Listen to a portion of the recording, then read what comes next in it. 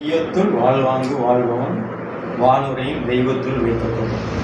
வள்ளுவனுடைய வார்த்தை.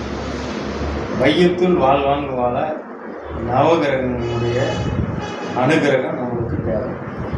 அந்த நவகிரகங்களில் முதன்மையாக ராஜகிரகமாக விளங்கக்கூடிய சூரியன் உச்சமடைந்த ராசியாக விளங்கக்கூடிய மேஷராசி.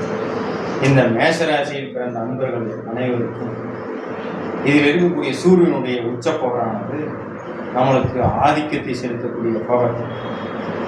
எந்த தொழில் செஞ்சாலும் சரி, அல்லது தனியார் துறையிலையோ அரசாங்க துறையிலையோ பணி செஞ்சாலும் சரி, அதில் அந்த தலைமை பதவி அப்படிங்கிற அந்த சூழ்நிலையை நம்மளுக்கு கண்டிப்பாக கிடைக்கும்.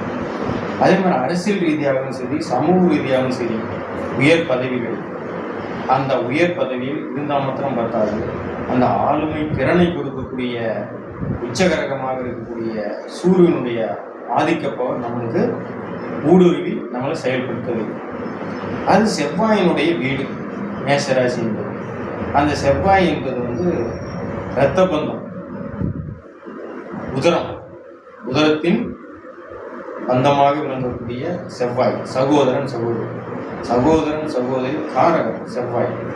அந்த செவ்வாயினுடைய ஆதிக்கம் வீரத்துக்கு அதிபதியாகவும் தலைமை வீடத்துக்கு அதிபதியாகவும் விளங்கக்கூடிய செவ்வாயும் சூரியனும் சேர்ந்து இருக்கக்கூடிய அந்த ராசி எப்படி இருக்காங்க? உச்சப்பவராகவும் ஆட்சி பவராகவும் இருக்கக்கூடிய அவர்களுடைய அந்த மேஷராசியானது வாழ்க்கையில் அந்த மேஷராசி அன்பர்களை மேன்மேலும் உயர்த்தி நல்ல உயர்வான நிலையை அடைய செய்யும்.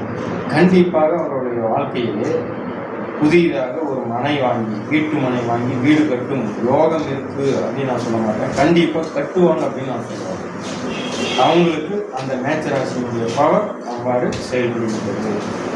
மேலும் அவர்களுடைய நீதி, நேர்மை, நியாயம் அந்த முறையில் அவருடைய செயல்பாடுகள் இருக்கு. எங்கேயாவது ஒரு அநீதி நடக்குதுன்னா பொங்கி எழுந்துருவாங்க. அநீதியை கண்டு பொங்கி எழுந்து சரியான தீர்வு சொல்லக்கூடிய, தெளிவான முடிவை சொல்லக்கூடிய அன்பராகத்தான் மேஷராசினர் இருக்கிறார். இவருடைய வாழ்க்கை மென்மேலும் வளரும். எதை அடிப்படையாக கொண்டு அவர்கள் ஆரம்பத்தில் எந்த திசை வருகின்றது, இப்பொழுது என்ன தசாபுத்தி நடக்கின்றது என்பதை பொறுத்து அவருடைய பலன் அமையும். மேலும் மேஷ ராசியை பற்றிய முழு பலன்களை அறிந்து கொள்ள கீழே உள்ள என்னுடைய தொலைபேசி எண்ணை தொடர்பு கொண்டு தெரிந்து கொள்ளுமாறு கேட்டுக்கொள்கிறேன்.